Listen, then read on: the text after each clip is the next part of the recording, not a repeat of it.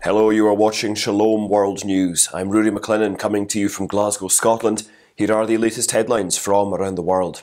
Preparations for the Holy Year in 2025 are in full swing in the Vatican.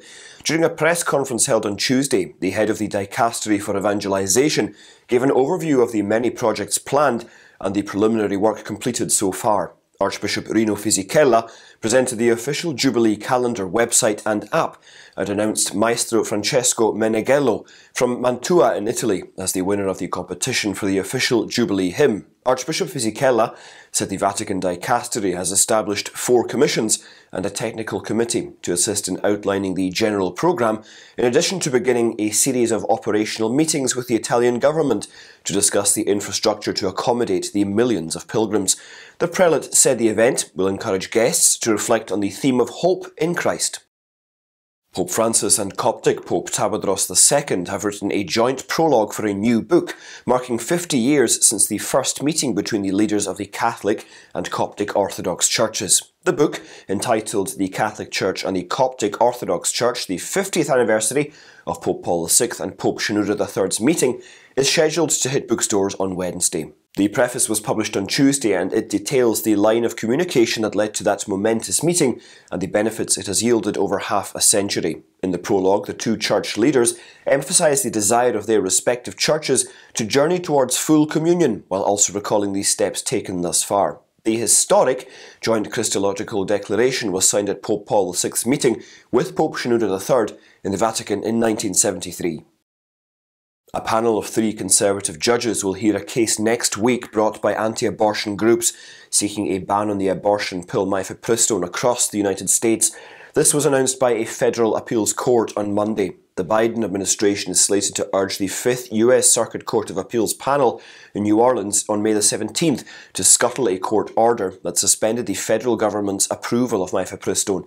It will be appealing to circuit judges Jennifer Walker Elrod, James Ho and Corey Wilson. Mifepristone is one of the pills in a 2-drug regimen used to perform abortions, and they account for more than half of the procedures performed in the United States. The Alliance for Hippocratic Medicine said in a lawsuit last year that mifepristone was dangerous, and the Food and Drug Administration approved it illegally in 2000. In the Marian month of May, Catholics in Myanmar are praying the Rosary and asking for Our Lady's help to restore peace. The military junta has been attacking civilians with airstrikes and artillery fire since assuming power in February in 2021. The Kalai Diocese, one of the worst affected areas, has set up a pilgrimage programme that involves going to churches and praying for peace in the troubled Southeast Asian country. Pro-democracy activists said some 83 churches have been destroyed in Myanmar in the more than 2 years since Aung San Suu Kyi's government was overthrown. Although the military junta claims to be battling the separatist People's Defence Forces, churches, convents and historic Catholic villages continue to be targets for them in the largely Christian regions of Chin, Kaya, Kachin and Karen in the Buddhist majority country. Tuesday's arrest of former Pakistan Prime Minister Imran Khan by the anti-corruption agency has led to fresh unrest in the country.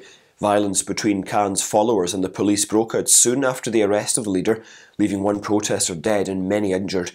His arrest comes a day after the military rebuked him for repeatedly blaming the former head of the armed forces and a top military official for his removal from power last year. The former Prime Minister's supporters clashed with police, blocked key roads and attacked military facilities in Lahore and Rawalpindi, prompting authorities in 3 provinces to issue an emergency order banning all gatherings.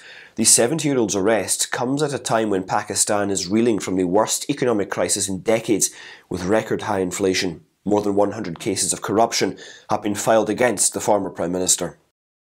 The conflict between the Sudanese army and the paramilitary rapid support forces has spread across many regions, causing a massive humanitarian catastrophe in the African country. According to a United Nations assessment, nearly 5 million people need humanitarian help in Sudan.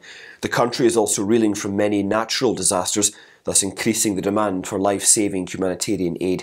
Meanwhile, the Sudanese capital city of Khartoum witnessed fierce airstrikes on Tuesday as talks were held for a temporary ceasefire.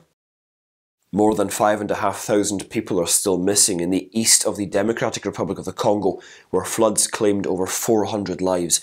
5 days ago, floods ravaged the riverbank communities of Nya Mukubi and Bushustu in the mountainous South Kivu province, killing more than 400 people. This natural disaster is said to be the deadliest in the region's modern history. Mass graves were dug to bury the dead. Meanwhile, search and rescue efforts are on to locate bodies and possible survivors stuck beneath the rubble of collapsed buildings. Iran's execution of 2 men for blasphemy has led to a widespread outcry across the Middle Eastern nation. Youssef Merdad and Sadrollah Fazelizadeh were put to death for allegedly insulting Islam and its prophet, among other offences. The executions have been criticised by the international community, the United Nations and the human rights group Amnesty International. Following anti-regime demonstrations that broke out in September of last year, activists are now accusing the government of using the death penalty to terrorise people.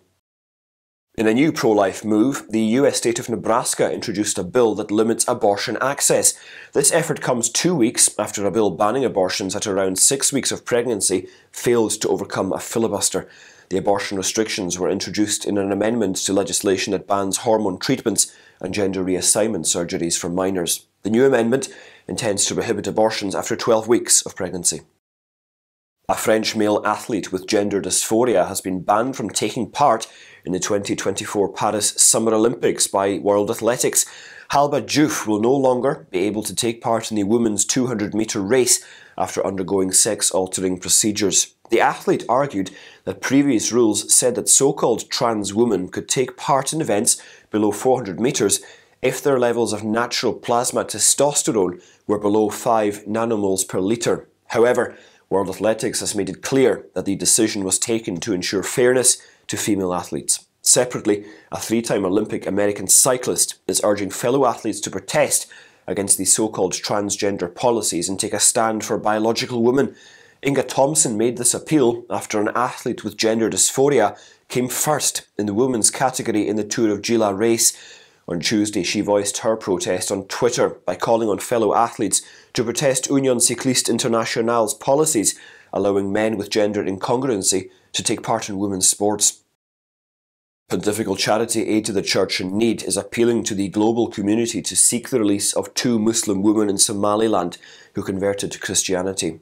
21-year-old Hannah Abdirahman and 27-year-old Hudo Abdillahi are being kept in 2 penal facilities after they were arrested last year. It was on May the 30th last year that Hannah was arrested for embracing Christianity and sharing her faith on Facebook. Hudo has been detained in Gebile Women's Prison since October last year and was given a 7-year sentence. Somaliland is an unrecognised de facto sovereign state in the Horn of Africa. The international community still considers it to be a part of Somalia. On the solemnity of Our Lady of Fatima on May the 13th, thousands of women across 40 countries will take part in the Women's World Rosary. Women from 5 continents will publicly honour the Blessed Mother by reciting the Rosary in public places in different cities. The Rosary will be said for the sake of the Catholic faith, the traditional family, motherhood and the protection of life. This initiative began in December last year in Colombia, where a group of laywomen decided to come together and publicly pray the Rosary. Similarly, on May the 6th, thousands of Catholic men on 5 continents came together to pray the Rosary publicly for the sake of the faith, paternity and the traditional family. 500,000 jobs in industry and services have been lost in Sri Lanka. According to the World Bank's most recent study entitled Sri Lanka Development Update 2022, the national poverty rate has increased to 25%. In urban areas, poverty increased to 15%, while it exploded to 52% in rural areas. Sri Lanka's official reserves decreased from $7.6 billion in 2019 to less than $500 million in December last year. In light of this, the World Bank has urged structural reforms that boost development and debt restructuring. According to experts, the current crisis is not one that can be alleviated by outside funding support. Rather, the crisis offers a rare chance to execute fundamental structural changes that could be challenging under normal conditions. And those are your latest headlines. Do join us again tomorrow for more. And do remember, you can always visit swnews.org for more updates. Shalom.